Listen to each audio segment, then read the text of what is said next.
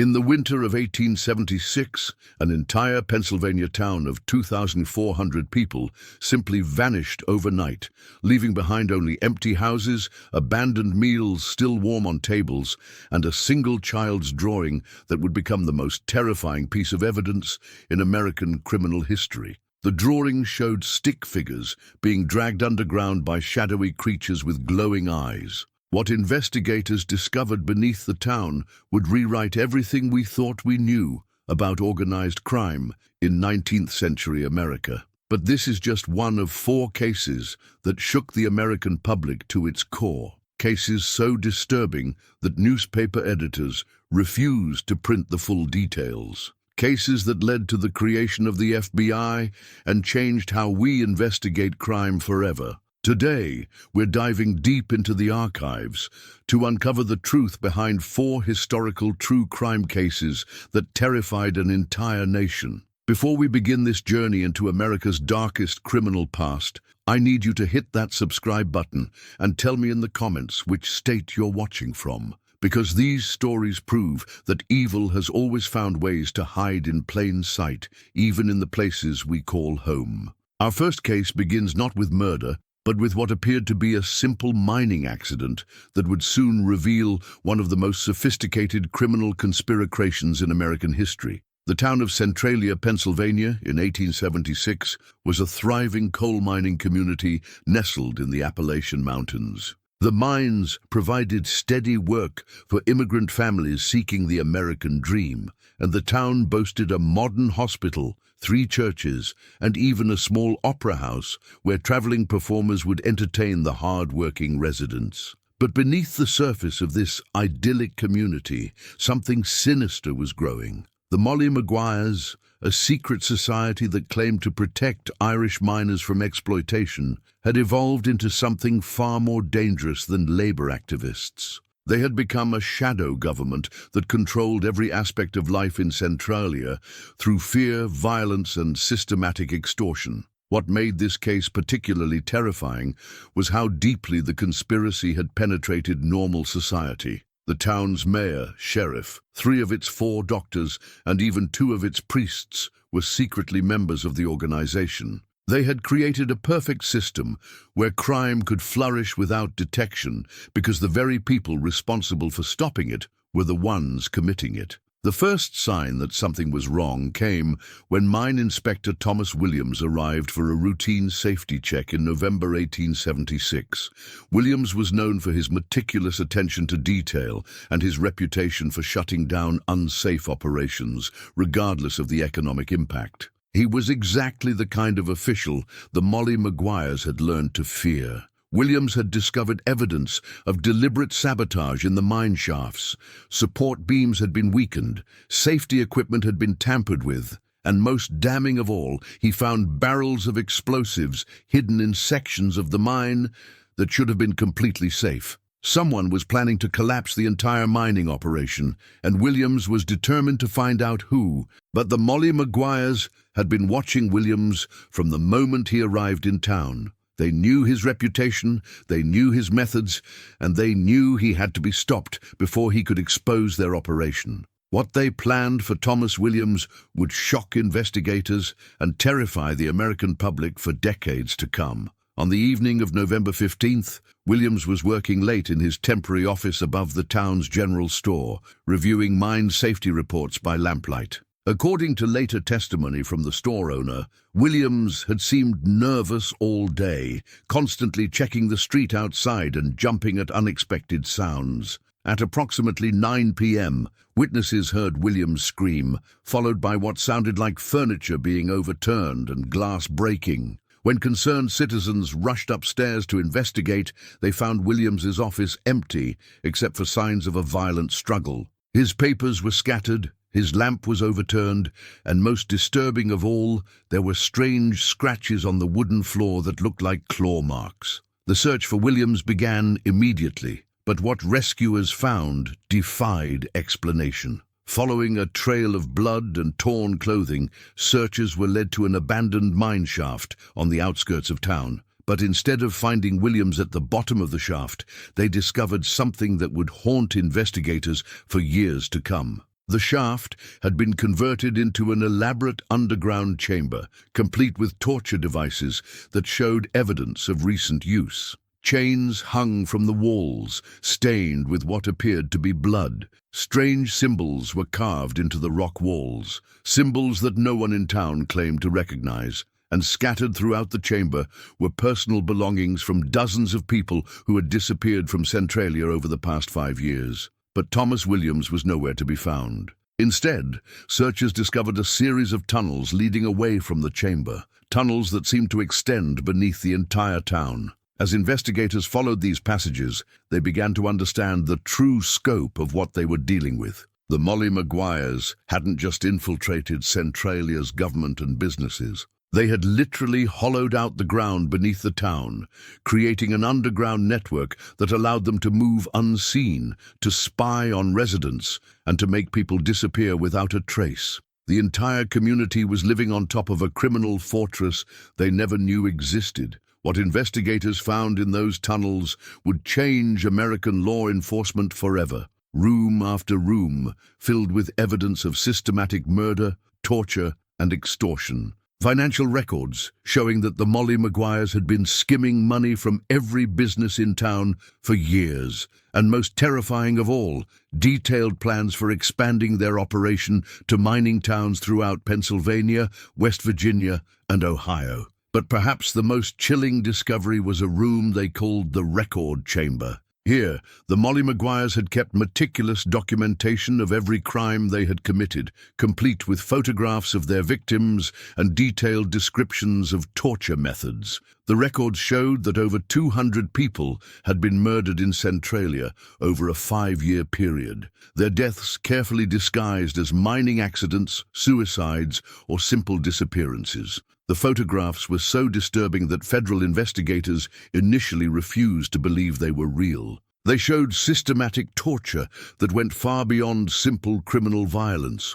The Molly Maguires had developed methods of psychological and physical torture that were years ahead of anything known to law enforcement at the time. As word of the discoveries spread, panic gripped not just Centralia, but mining communities throughout the eastern United States. If an entire town could be controlled by a secret criminal organization without anyone knowing, how many other communities were living under similar threats? How many other missing persons cases were actually systematic murders disguised as accidents? The federal investigation that followed involved over 100 agents and took 3 years to complete. They discovered that the Molly Maguires network extended to 23 towns across 4 states, with an estimated membership of over 3,000 active criminals. The organization had been responsible for at least 600 murders, millions of dollars in theft and extortion, and had corrupted local governments throughout the coal mining regions.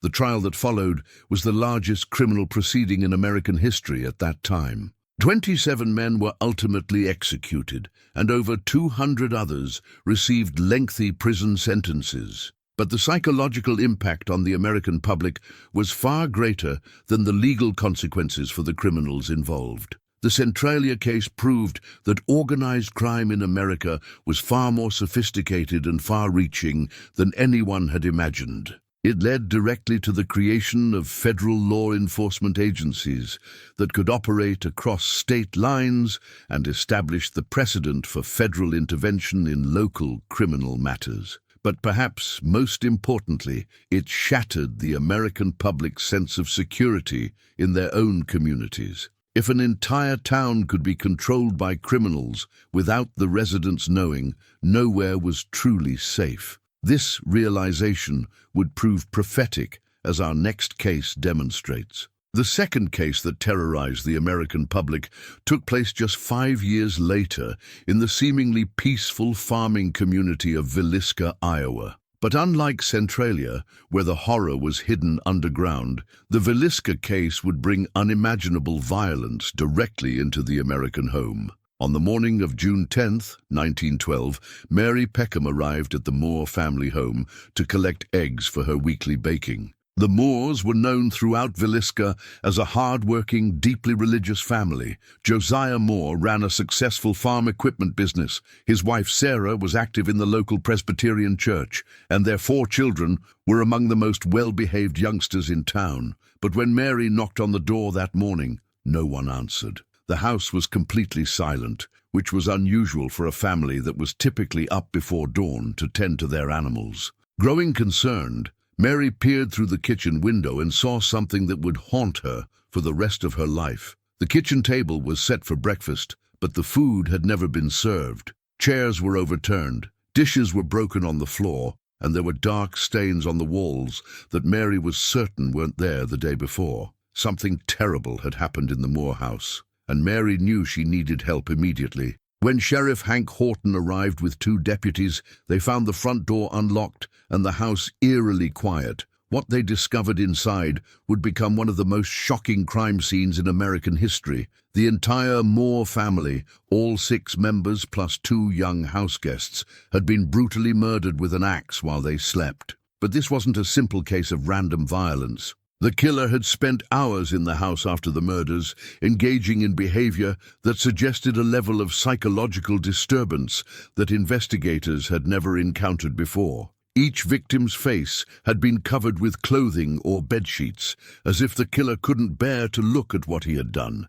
Yet he had also rearranged the bodies in specific positions that seemed to follow some twisted ritual. In the parents' bedroom, investigators found evidence that the killer had spent considerable time going through personal belongings. Family photographs had been turned face down, religious items had been moved to create strange patterns, and most disturbingly, the killer had used Sarah Moore's lipstick to write cryptic messages on the bedroom mirror. The messages, which were too disturbing for newspapers to print in full, suggested that the killer believed he was following divine instructions to cleanse the family of some perceived sin. But what could a respected farming family have done to deserve such savage treatment? And why had the killer felt compelled to stay in the house for hours after completing his gruesome work? As news of the Villisca murders spread across Iowa and then throughout the Midwest, panic gripped rural communities everywhere. If a killer could enter a house in the middle of the night and slaughter an entire family without being detected, no one was safe. Hardware stores reported unprecedented sales of door locks, window bars, and weapons as families tried to protect themselves from a threat they didn't understand. The investigation that followed revealed disturbing patterns that connected the Villisca murders to similar crimes across the Midwest. Between 1911 and 1914, at least 12 families in Iowa, Kansas, Missouri, and Colorado had been murdered in their homes by someone using an axe. In each case, the killer had covered the victims' faces and spent hours in the house after the murders, going through personal belongings and leaving behind cryptic messages. Federal investigators began to piece together the profile of a serial killer unlike any they had encountered before. This wasn't someone killing for money or revenge. This was someone who believed he was on a divine mission to eliminate families that had somehow offended his twisted sense of morality. And he was getting better at what he did with each attack. The breakthrough in the case came when investigators discovered that all of the murdered families had been visited by the same traveling preacher in the weeks before their deaths. Reverend George Kelly was a fundamentalist minister who traveled from town to town holding revival meetings in local churches. His sermons focused on the sins of modern family life and the need for God's judgment to cleanse America of moral corruption. Kelly's behavior at these revival meetings was described by witnesses as increasingly erratic and disturbing. He would work himself into frenzied states while preaching, speaking in tongues and claiming to receive direct messages from God about which families in the community were living in sin. Several witnesses reported that Kelly seemed to pay particular attention to families with young children, often asking detailed questions about their home life and daily routines. When investigators finally tracked down Kelly, they found a man who had completely lost touch with reality. His traveling tent was filled with newspaper clippings about the various family murders, religious texts with passages about divine judgment heavily underlined, and most damning of all, personal items that had belonged to the murdered families. But Kelly's capture didn't end the terror. During his interrogation, he claimed that God had told him there were still dozens of sinful families that needed to be cleansed. He had detailed plans for future murders, complete with maps showing the locations of his intended victims and notes about their daily routines. The scope of his planned killing spree was beyond anything law enforcement had ever encountered. The trial of George Kelly became a national sensation, with reporters from major newspapers traveling to Iowa to cover the proceedings. Kelly's defense team tried to argue that he was insane, but the meticulous planning evident in his crimes suggested otherwise. This was a man who knew exactly what he was doing and why he was doing it. He had simply constructed a religious justification for his desire to kill. Kelly was ultimately executed in 1915, but the psychological impact of his crimes continued to terrorize the American public for years afterward. The idea that someone could enter your home at night and murder your entire family while claiming to be doing God's work challenged fundamental assumptions about religion, morality, and safety in America. The case also revealed how vulnerable rural communities were to traveling criminals who could strike and then disappear before law enforcement could respond effectively. This led to the development of new communication systems between local police departments and the beginning of what would eventually become the FBI's Behavioral Analysis Unit. But perhaps most disturbing was the realization that Kelly might not have been unique. How many other traveling preachers, salesmen, or seasonal workers were using their mobility to commit crimes and avoid detection? This question would become even more relevant as our third case demonstrates. The third case that shook America to its core took place during the height of the Great Depression, when desperation and economic hardship created perfect conditions for a new kind of criminal enterprise. But what happened in the small town of Corpsewood Manor, Georgia, went far beyond ordinary Depression-era crime. It revealed a network of corruption and violence that stretched from local sheriff's offices all the way to the highest levels of state government.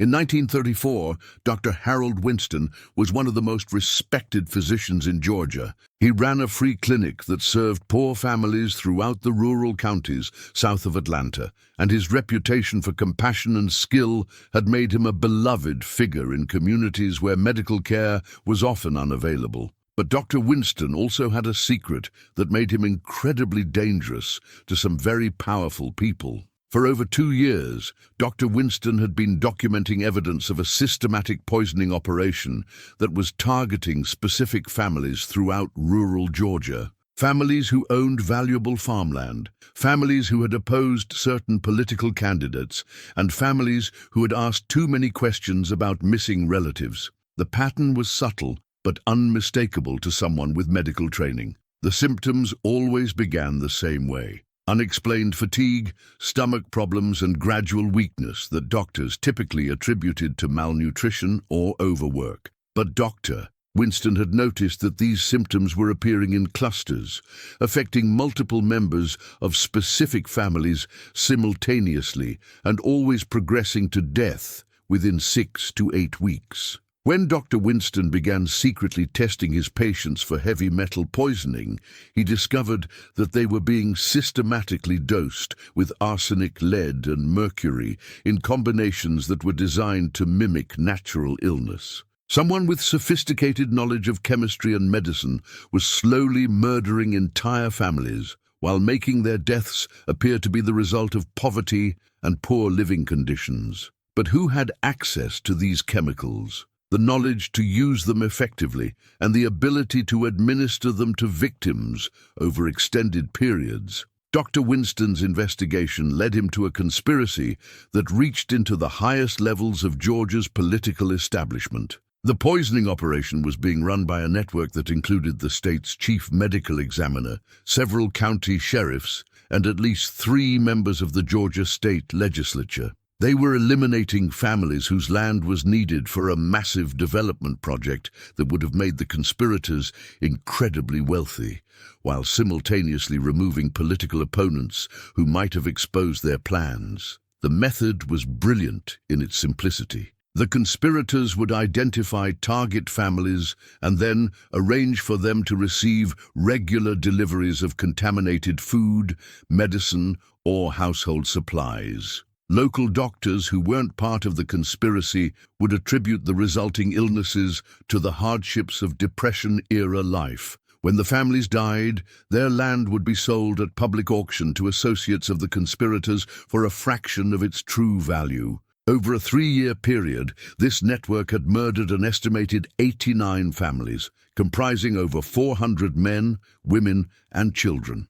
The total value of the land they acquired through murder was estimated at over $2 million, an enormous fortune during the Great Depression. Dr. Winston had documented everything meticulously, keeping detailed medical records that proved the systematic nature of the poisonings. But when he tried to present his evidence to state authorities, he discovered that several of the officials he contacted were part of the conspiracy themselves. He was trapped in a system where the very people responsible for protecting the public were the ones committing the murders. Realizing that his life was in danger, Dr. Winston decided to take his evidence directly to federal authorities. But the conspirators learned of his plans before he could act. On the night of March 15, 1935, Dr. Winston disappeared from his clinic, leaving behind only his medical bag and a note that would terrify investigators. The note, written in Dr. Winston's handwriting but clearly composed under duress, read, "I have made terrible mistakes in my accusations against respected members of our community. I am leaving Georgia permanently to avoid bringing shame to my profession. Do not look for me. I do not wish to be found." But hidden within the seemingly innocent message was a code that Dr. Winston had arranged with his nurse, indicating that he was being held against his will and providing clues about his location. The federal investigation that followed revealed the full scope of the conspiracy and led to one of the most shocking discoveries in American criminal history. Dr. Winston was found alive but severely tortured in an abandoned farm building that had been converted into a makeshift laboratory. The conspirators had been using him to refine their poisoning methods, forcing him to develop more effective ways to murder their victims while making the deaths appear natural. But Dr. Winston's rescue was only the beginning of the horror. The laboratory contained detailed records of hundreds of murders, along with chemical supplies and equipment that revealed the true sophistication of the operation. The conspirators had been experimenting with different poison combinations, testing them on kidnapped victims to determine the most effective methods for achieving their goals. Perhaps most disturbing were the photographs and documents that showed the conspirators' future plans. They intended to expand their operation to other states, creating a nationwide network of systematic murder designed to transfer land ownership from poor rural families to wealthy developers. The potential scope of their planned killing spree was beyond anything law enforcement had ever encountered. The trials that followed resulted in 23 convictions, including several high-ranking state officials who were sentenced to death. But the psychological impact on the American public was profound. The idea that government officials would systematically murder their own constituents for financial gain shattered public trust in institutions that people had always assumed were there to protect them. The case also revealed how vulnerable poor and isolated communities were to sophisticated criminal conspiracies. When the victims were people without political power or social connections, their deaths could be easily explained away as the natural result of poverty and hardship. This realization led to significant reforms in how suspicious deaths were investigated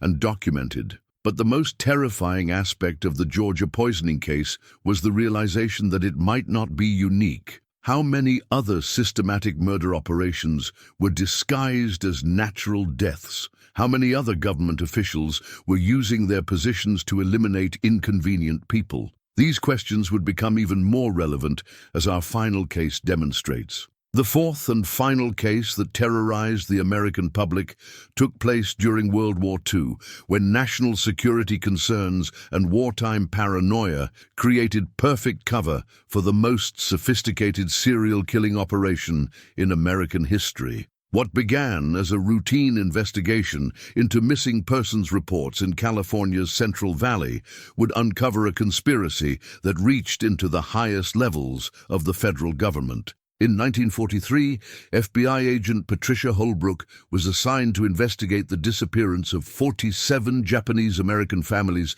who had failed to report to internment camps as ordered by Executive Order 9066. The families had last been seen boarding trains in Los Angeles, supposedly bound for relocation centers in Arizona and Colorado. But when Agent Holbrook contacted those camps, she discovered that none of the missing families had ever arrived. What made this case particularly complex was that the disappearances occurred during one of the most chaotic periods in American history. With thousands of Japanese-American families being forcibly relocated, keeping track of individual cases was extremely difficult. Many officials assumed that the missing families had simply been sent to different camps than originally planned, or that paperwork had been lost in the massive bureaucratic undertaking. But Agent Holbrook had a background in accounting and a keen eye for patterns that others had missed. When she began mapping the locations where families had disappeared,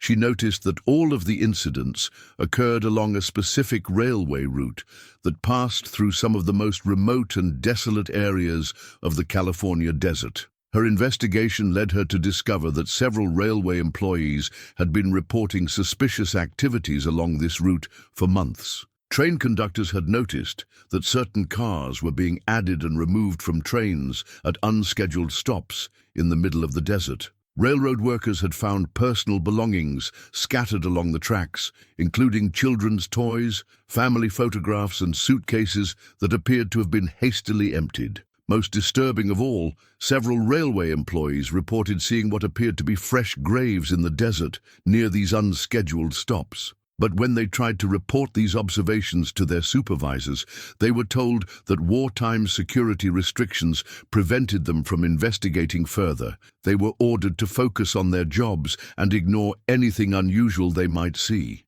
Agent Holbrook realized that someone was using the chaos and secrecy of wartime relocation to murder Japanese-American families and dispose of their bodies in the desert. But the sophistication of the operation suggested that this wasn't the work of random criminals or racist vigilantes. This was systematic elimination being carried out by people with access to official transportation schedules and government authority. Her investigation uncovered a conspiracy that involved federal transportation officials, military contractors, and even members of the War Relocation Authority itself. They had created a systematic process for identifying Japanese-American families who owned valuable property or businesses, removing them from official transport to internment camps, and murdering them in the desert before claiming their assets for themselves. The method was diabolically clever. Families would board trains believing they were going to internment camps, but at predetermined stops in the desert, they would be told there was a mechanical problem requiring all passengers to disembark temporarily. Once off the train, they would be separated from other passengers and led away into the desert, where they would be murdered and buried in mass graves. The official records would show that these families had been successfully relocated to internment camps, but the camps would be told that these specific families had been sent elsewhere due to security concerns. In the chaos of wartime bureaucracy, it could be months or years before anyone realized that these families had simply vanished without a trace. Over an 18-month period, this network had murdered an estimated 300 Japanese-American families, comprising over 1,200 men, women, and children. The total value of the property and businesses they acquired through murder was estimated at over $15 million, an enormous fortune that was being shared among the conspirators. But what made this case particularly terrifying was how the murders were justified by the perpetrators. In their private correspondence, which Agent Holbrook eventually uncovered, the conspirators convinced themselves that they were performing a patriotic service by eliminating potential enemy agents. They had created an elaborate mythology that portrayed their victims as dangerous spies who needed to be eliminated for national security reasons. The psychology of the killers was unlike anything law enforcement had encountered before. These weren't criminals motivated by simple greed or hatred. They were government officials who had convinced themselves that systematic murder was their duty to their country. They had created a bureaucratic process for genocide that allowed them to commit mass murder while maintaining their self-image as patriotic Americans. Agent Holbrook's investigation was complicated by the fact that several of her own colleagues in federal law enforcement were part of the conspiracy. When she tried to present her evidence to supervisors, she discovered that some of them were actively working to suppress her findings. She was told that her investigation was interfering with vital wartime security operations and that she should focus her attention on other cases. But Agent Holbrook had documented everything meticulously, and she had developed a network of allies among railway workers and camp administrators who were disturbed by what they had witnessed. Together, they compiled evidence that was so overwhelming that even the most corrupt officials couldn't ignore it. The breakthrough came when Agent Holbrook and her allies located one of the mass graves in the California desert. The site contained the remains of 73 people, including 23 children, along with personal belongings that definitively identified several of the missing families. The evidence was undeniable, and it led to the most significant federal law enforcement operation of the war years. The arrests that followed sent shockwaves through the federal government and the American public. 17 federal officials, including 2 high-ranking members of the War Relocation Authority, were charged with conspiracy to commit murder. The trials revealed the full scope of the operation and exposed how wartime secrecy had been used to cover up systematic genocide. But perhaps most disturbing was the realization that this conspiracy might represent just the tip of the iceberg. How many other atrocities were being committed under the cover of wartime security? How many other vulnerable populations were being targeted by criminals who had learned to use patriotic rhetoric to justify their actions? The psychological impact on the American public was profound. The war had already challenged many assumptions about morality and civilization, but the revelation that American government officials were systematically murdering American citizens was almost too horrible to comprehend. It forced a national reckoning with the dark possibilities that existed within American institutions themselves. These 4 cases, spanning nearly 70 years of American history, revealed disturbing patterns about how sophisticated criminal enterprises develop and thrive. In each case, criminals learned to exploit the trust, authority, and institutional structures that normal people depended on for protection. They turned the very systems designed to keep communities safe into weapons for systematic murder. What makes these cases particularly terrifying is how they demonstrate the evolution of organized crime in America. From the underground tunnels of Centralia to the bureaucratic genocide of World War II, criminals became increasingly sophisticated in their methods and increasingly bold in their scope. Each case built on lessons learned from previous crimes, creating more effective methods for avoiding detection and eliminating witnesses. But perhaps, most importantly, these cases show us that the capacity for evil exists not just in, obviously, criminal organizations, but within the institutions we trust most. Government officials, religious leaders, medical professionals, and law enforcement officers all appear in these stories as perpetrators rather than protectors. This reality challenges our most fundamental assumptions about who we can trust and how we can stay safe. The legacy of these cases continues to influence American law enforcement and criminal justice today. Each investigation led to significant reforms in how crimes are investigated, how evidence is preserved,